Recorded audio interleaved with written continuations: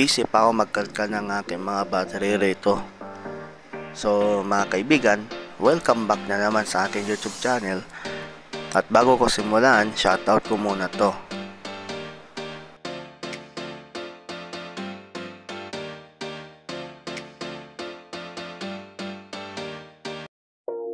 Ito lang naman mga kaibigan ang battery ng rechargeable flashlight na bili ko. At ito yun. Ito yung rechargeable light na nakita ko to sa store na pinagbilang ko. Marami naman ganito sa mga department store o yung mga store na may nagtitinda ng mga iba't ibang gamit, no? Ayan. Nabili ko siya sa halagang 150. Mura, no? Meron nga pala ito tatlong mode. Meron tong high, meron tong low, tapos yung SOS o yung blinking light. Ayan, yan lang po yung pagtanggal nito. Napakadali lang. Pipisilin mo lang, tanggal na yung dalawang blue, yung kulay po nakatakip. At ayan mga kaibigan, titigan nyo lang ng maigi. Meron siyang battery at connector doon sa loob. Napakanipis ng wire. Okay, tapos tatanggalin ko yung connector na yun para matanggal natin yung kasi ko-combine ko yung dalawang battery. Yan o, ang haba niyan mga kaibigan o. Yun yung pindutan. So maganda to, yung version na to, kasi may lumang version to eh. Maganda ngayon yung version ng ganito, lahat nandun sa board nya. At dito mga kaibigan, susubukan ko tanggalin yung battery nya. And ang hirap niyang tanggalin kasi meron siyang adhesive na double-sided tape sa loob. So dahan-dahan lang. Ganito lang din yung pagtanggal. Hindi nyo kasi siya masungkit. Otherwise meron kayong mahabang metal para i-push yung battery. Ito rin yung nilalaman ng board nya doon sa input. Ayan yung battery, tanggal na. So simple lang yung input. Hindi ko alam kung may cut-off ba yun o wala. So yung battery niya walang label kung ilang milliampere ang meron. Basta yan lang siya. Ang sabi pa rito sa battery 1C ay 9C. Paano ka magkakaroon ng 9C rate dun?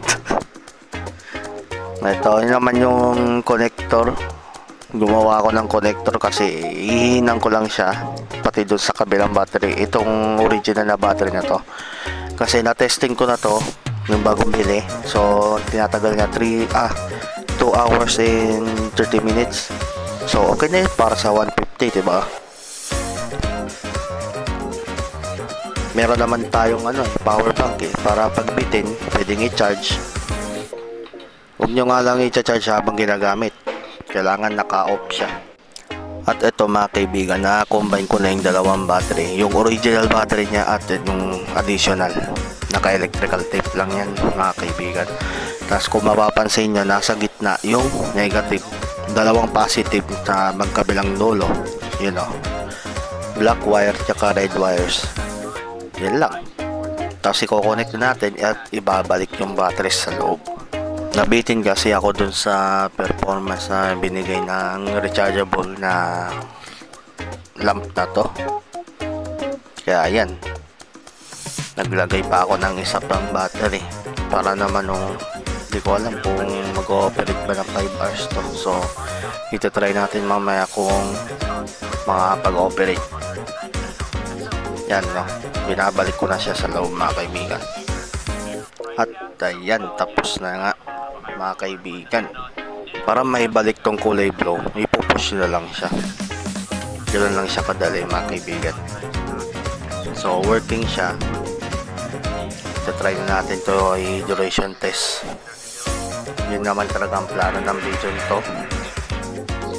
Duration test natin siya kung ilan oras na yung tatagal sa kanya. Ayan, at gabi na nga mga kaibigan. Yan, ginudge ko muna siya. So nag-leave ako ng 1 oras para i-stabilize yung battery.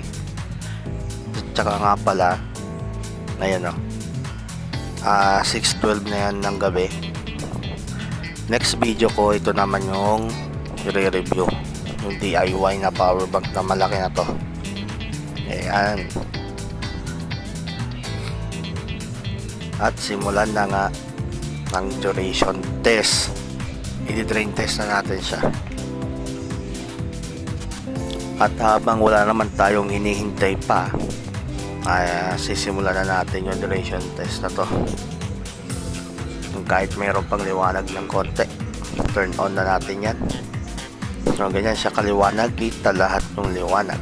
Tingnan yung reflection doon sa may salamin na diba halos wala na makita sa labas. Yan yung low nya. Ito yung emergency SOS off. Yan yung high. So i-steady ko siya sa high. Kitang kita naman lahat. Ganyan ko siya itetest. Buong gabi siyang ganyan. Naka high siya. At ito, medyo malabo-labo na tayo. Kaya malabo-labo na yung liwanag ng emergency rechargeable lamp na to. Mag-alas 2 na at wala na nakikitang liwanag. Sa cellphone kasi wala na masyadong liwanag, pero sa mata ko meron pa namang konti. Wait lang kaibigan, ano ba dapat yung mga i-consider namin dyan? Ito yung mga dapat nyo i-consider dito sa emergency lamp na to. So unang-una dito is yung price nya is 150 lang. Tapos yung battery nya wala siyang specs kung ilang milliamperes, no? So yung duration time naman niya mula do sa original na battery nya is 2 hours and 30 minutes. Pero depende yan. Depende pa rin yan. Okay? Hindi naman lahat na ganito is ganun lahat na may 2 hours and 30 minutes. Minsan 2 hours lang, minsan 1 hour and 30 minutes, mga ganun. So yun dito kasi in-upgrade natin yung battery nya, kaya tumagal siya simula 6 hanggang 2. Magtuto na yun malabo-labo na yung ilaw nya. So maganda to pang emergency. Tapos gagamit kayo ng power bank, mga kaibigan.